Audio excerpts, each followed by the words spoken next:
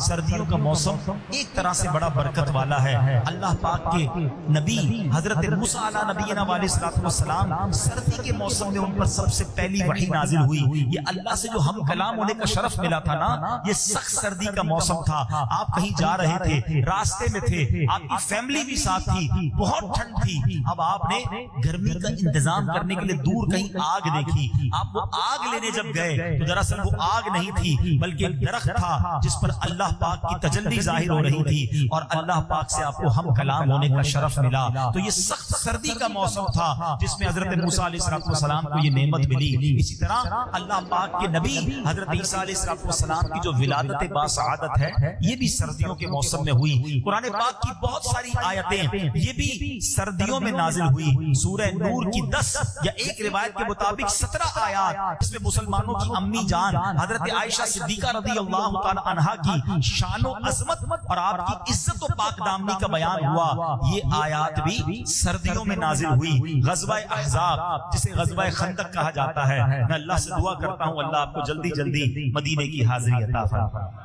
ادھر جب جائیں گے نا، خمسہ مساجد اب کہتے ہیں، پہلے وہ 7 مساجد تھی۔ یہ غزوہ احزاب غزوہ خندق بھی بڑا نرالا غزوہ تھا۔ سیدنا سلمان فارسی رضی اللہ تعالیٰ عنہ نے ایک نیا آئیڈیا پیش کیا۔ آج تک کبھی یہ آئیڈیا، یہ اسٹریٹجی نہیں اپنائی گئی تھی۔ انہوں نے کہا حضور کیا ایسا نہیں ہو سکتا، ہم خندق کھود لیتے ہیں، دشمن ہم تک پہنچ ہی نہیں سکے گا، پیچھے پہاڑ ہوگا، آگے خندق ہوگی، اس میں آگ لگا دیں گے۔ آئیڈیا بڑا پسند آیا، مگر ایسا تو تھا نہیں کہ کانٹریکٹ دے دیا جاتا، مزدور آتے، مشینیں لگتی اور خندق کھد جاتی۔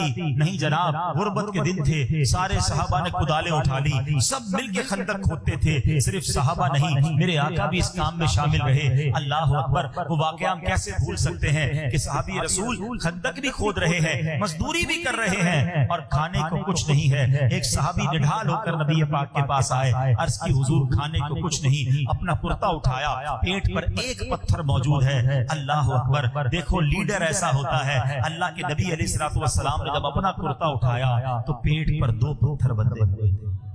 بھوک میں، فاقوں میں انہوں نے اسلام کی خدمتیں کی ہیں، جانیں پیش کی ہیں۔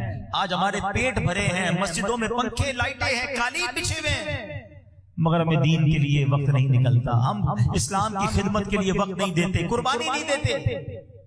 اب کیا ہوا؟ کئی دنوں تک یہ محاصرہ رہا، کافر ادھر ہیں، مسلمان اندر ہیں، مگر وہ جانے کے لیے تیار نہیں ہو رہے۔ انہوں نے کہا کبھی تو آگ بجھے گی، کبھی تو موقع ملے گا، یہ بھوکے پیاسے رہیں گے، ہم ان پر قبضہ کر لیں گے۔ مگر پھر کیا ہوا؟ اللہ نے سخت سردی کی راتیں تھی، ایسی مدد بھیجی، ایک ایسی آندھی آئی جو ان کے خیموں کو اڑا کے لے گئی، ان کے برتن اڑا کے لے گئی، ان کے پیر جمنا مشکل ہو گئے۔ سرد رات ہو اور ٹھنڈی ہواؤں کی آندھی آ جائے تو وہ تہس نہس کر کے رکھ دیتی ہے۔ بہرحال وہ سارے سارے دشمنان خدا و مصطفیٰ اپنا سامان سمیٹ کر بھاگ گئے اور اللہ نے مسلمانوں کی حفاظت فرمائی۔ تو یہ عظیم واقعہ جو ہے یہ بھی سخت سردی